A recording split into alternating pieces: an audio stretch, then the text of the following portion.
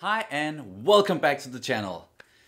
We're back with a trailer reaction. It's been a while since we've done one of these, and since Disney, the Disney Expo D23 is going on at the moment, there's a lot of stuff coming out, especially from the Disney Plus panel, where in this video we are reacting to the trailer for The Mandalorian, Star Wars, and obviously we are looking forward to that. I would probably say like me in particular, because I am a very big Mandalorian fan, evident from my Mandalorian tattoo. And they also announced something else at the Disney Plus panel, like right at the end. Something that's been going around for a while. It's like rumors back and forth. It was going to be a movie, now it's a series, and it is Obi-Wan Kenobi. Finally, and it's Ewan McGregor. He's back as Obi-Wan. So yeah, it's going to be very interesting to see how that series is going to unfold, what they're going to do with that. If it is going to be a limited series, what story they're going to tell. So very excited about that as well. How about you? Excited for the Obi-Wan series? I know you've been wanting Ewan to get back into that role for a little while as well. Yeah, he was the only thing, in my opinion, that was good about the prequels. So, for a lot of people, he was definitely a redeeming factor in those movies. So yeah, that's gonna be real exciting, real good to have him back in the fold. But shall we jump in and have a look at this Mandalorian trailer?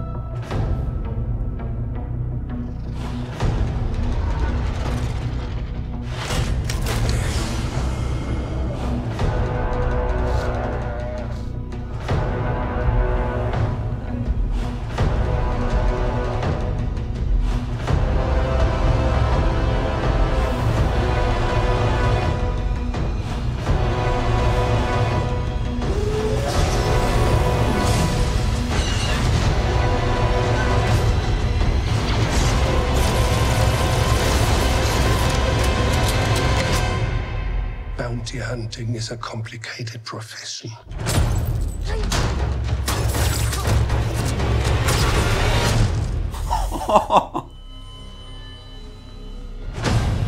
Don't you agree? Damn.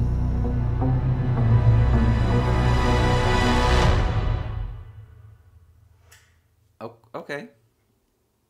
That looks real good. That's just, wow, the budget on that. And practical effects. And practical effects. And it looks like if they were making a Star Wars movie. But that's, I guess that's the whole thing about this whole new TV series streaming revolution, is that the production value has just been upped significantly for some of these series. And it can look like a movie now. And I think that looks really good. Yeah, it's gonna be interesting. Yeah, building some tension there. I like the way that trailer was structured with the music and introduction of a lot of characters and like places, alien races. Like we got Twi'leks back. We haven't seen those like in a live action Star Wars movie, at least for a long while. But yeah, it looks great, and it looked like he was with I'm not gonna say it's IG-88, but at least an IG droid, an assassin droid or some kind. I don't know if that rings a bell for you. Nope. Okay. I know 3 droids, and that's enough. Okay. Oh, that's good. 4. 4. I forgot C-3PO. You forgot C-3PO of all the droids. The goldenrod himself. Yeah, but and just that shot, and the first shot we got with the stormtrooper helmets, that was like impaled on spikes, and you could see like a little blood on the helmet. That looks kind of dark, at least for a Disney series or something. I don't know how mature they're going with this, but it looks like it's gonna be serious and Bloody. yeah, bloody and all the good stuff. We didn't get to hear a lot of the characters talk, except for what seems like an Imperial officer of some kind talking to the Mandalorian, played by Pedro Pascal, whom we know from Game of Thrones and Narcos, and yeah, great actor. It's going to be interesting to see how much of him we're going to see, if he's going to remove that helmet at some point, or how much he's going to talk, or if he's going to be more the silent type. So yeah, real interesting. We got to see a lot of settings. Yeah. Yeah, different locations, and probably a little bit of foreshadowing about plot lines and character development, and Yeah. the kid, it was probably him as a child, maybe. Maybe something like that. That'll be cool if we get like a flashback to a time where there were more people, like more Mandalorians, or they were at war. Maybe going back to when they were at odds with the Jedi or something like that.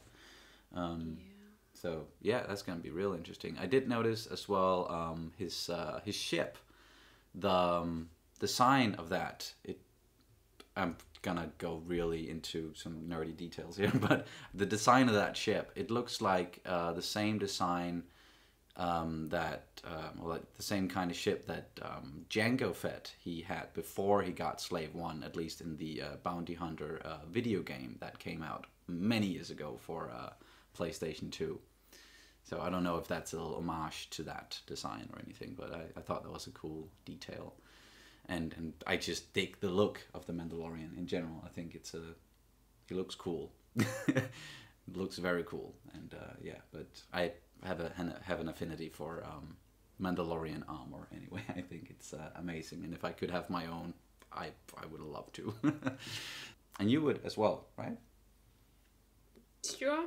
Sure. If someone came up to you with a full set of Mandalorian armor, you wouldn't be mad at them. Definitely No. not. But any kind of Star Wars cosplay, I would just... You would love it. Yeah. Yeah. Knus elske. Yes. Yeah. Yes, exactly. So yeah, that was the trailer for The Mandalorian. And it's going to come out on Disney Plus on the 12th of November in the US and Canada and Holland for some reason, but not in Denmark. So we have absolutely no idea, unfortunately, when we are going to be able to watch it. But we'll see in the future how that's going to unfold, if we can get our hands on it in some way before the streaming service airs in Denmark. So yeah.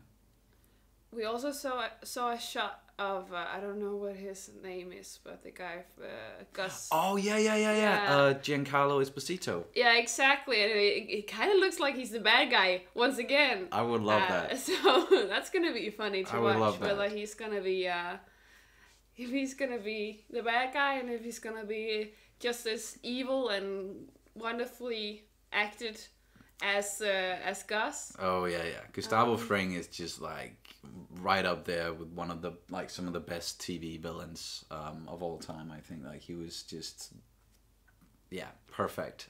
And the fact that the actress in this now playing an Imperial, it looks like, so that definitely points in the direction of him being a bad guy. But he could be a more layered character. There could be more to him. We never know. So, and it's an interesting time as well in the Star Wars universe, where because it's set after the events of Return of the Jedi. So the Empire has fallen, but not really. So it's more like there are remnants of the Empire all over the place, and it's become more of a, there are no clear leaders, and I could imagine there are like even some factions of the Empire that are going to battle it out over who's going to be the boss or who's going to lead the Empire forward, stuff like that. There's a lot of that in the Aftermath novels, if any of you out there read the Star Wars books, but it's really interesting time to get into, I think. Yeah, it's good. It's almost mythical. Like, what actually happened, and what would happen in like a post-war scene? Yes, like this.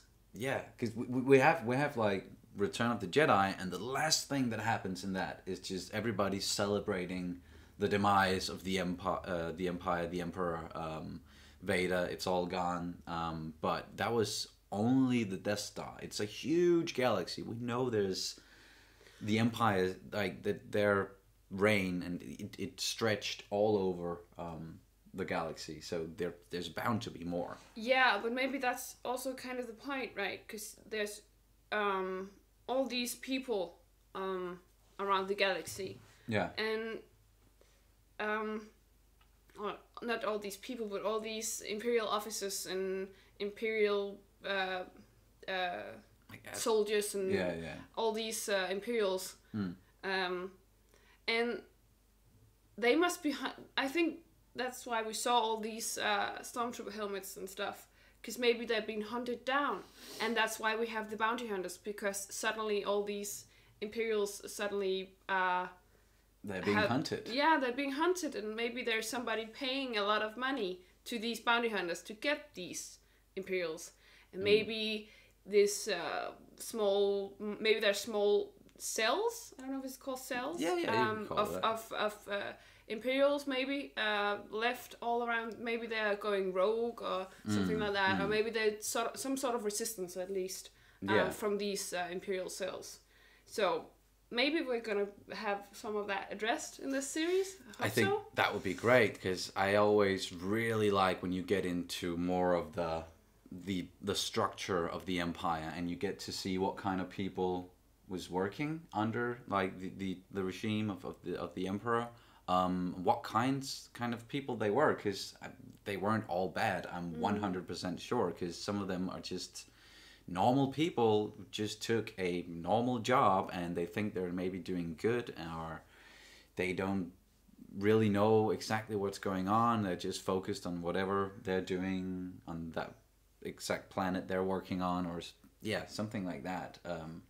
So it's going to be real interesting to see if they get more and more into how that whole balance is moving around, like after the events of Return of the Jedi. Because as I mentioned, like they go into that stuff in the books, and it is really interesting. So it's gonna be fun to see if they connect some of that. Maybe if they bring in Imperial characters like Rey Sloane. I know that's not a name that rings any bell for you, but she is an amazing character from the books. Female Imperial high-ranking admiral, I want to say, but I'm not quite sure. So yeah, it's gonna be. I'm looking so much forward to this. It's been like maybe the number one Star Wars thing I've been looking forward to for a while. And now there's the Obi-Wan thing as well, and they even talked about Cassian Andor. It's gonna be interesting with that as well. So much good stuff. Do you have anything else to add? No. Nope.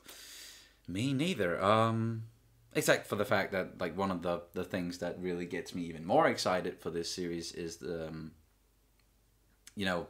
who's making it, who are the showrunners, the directors. Jon Favreau is doing a lot of great stuff, I think. I haven't watched the new Lion King, so I can't speak on that. But I love the guy, and he's working with Dave Filoni, who is just, the Padawan of George Lucas, and he's been making like all the animated series and doing a damn fine job of that, I think. So I like that he's involved, and then we have like directors like Taika Waititi directing one of the episodes, I think, and I heard something about voicing a character as well. So yes, hopefully a droid.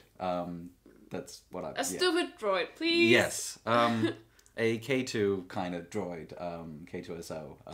I don't know. I think K2 was like too sassy. Well, he was very sassy. He was perfect in that regard. Yeah. I fucking love K2. I was like, when I saw Rogue One, this might be a contender for my new favorite droid, and you're gonna get more of him in the Cassian Andor series. Yeah, and that's amazing because I really love K2. And, yeah. But I would love Taika's droid to be not sassy, just maybe a little bit simple. Yeah. Yeah. That would be nice. Or yeah, just very literal, can't take a joke kind of thing, or just any kind of like humoristic.